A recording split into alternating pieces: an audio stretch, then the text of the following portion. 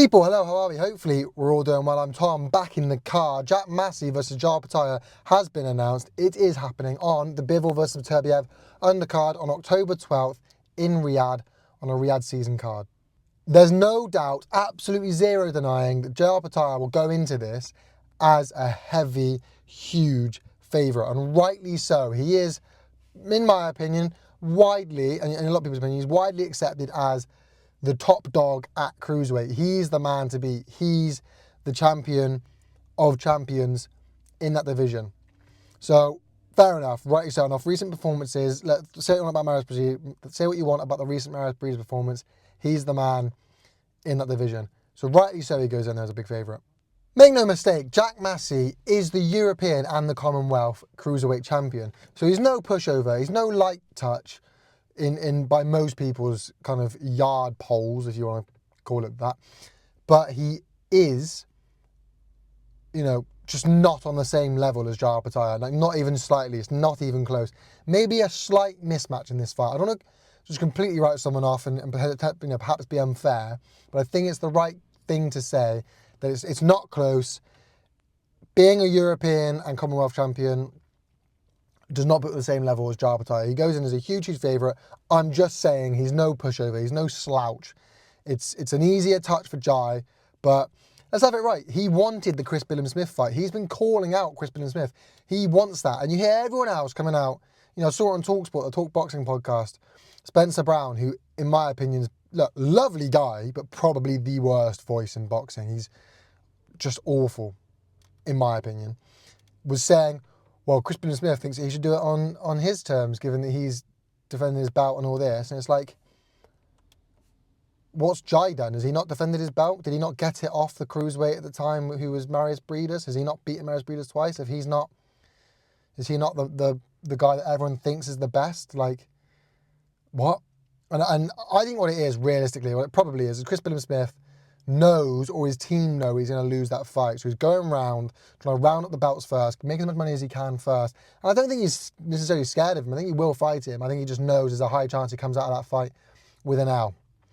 So I think that's why he's almost avoiding it. And so ultimately, Opetaia can only fight people that will fight him. I don't think Chris Billam-Smith will fight him yet. So that's why he's gone. Am I annoyed? I think annoyed would be the wrong word to use. Is it frustrating, perhaps, that he's gone quite so far on the pecking order to Jack Massey? Yeah, potentially. That is annoying, the wrong move. To go all the way down the pecking order, right the way to Jack Massey. There are other people, there are other opponents, there's a higher level of opposition he could have gone for, but he didn't.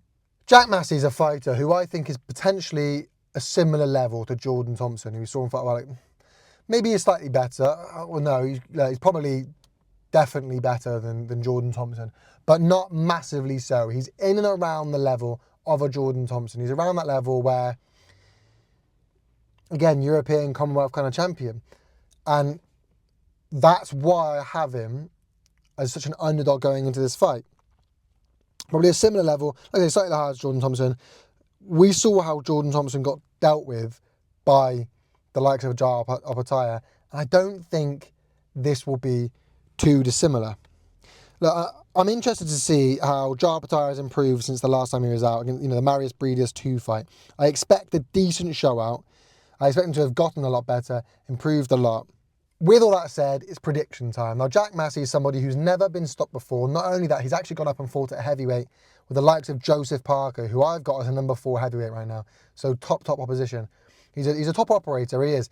But I just do think Opetaia has got the stopping power and the ability to do it. Like I said, I don't put him too much better than a Jordan Thompson. For me, I've got it. Look, I think it might take him a bit of time to work him down because he's never been stopped before when he can take the wax off of heavyweights, and he's gone up there. So I'm going like a late mid-fight stoppage. By that, I mean middle of the fight, but late middle of the fight. So like a round 8. I'm going like a round 8 stoppage to Opetaia.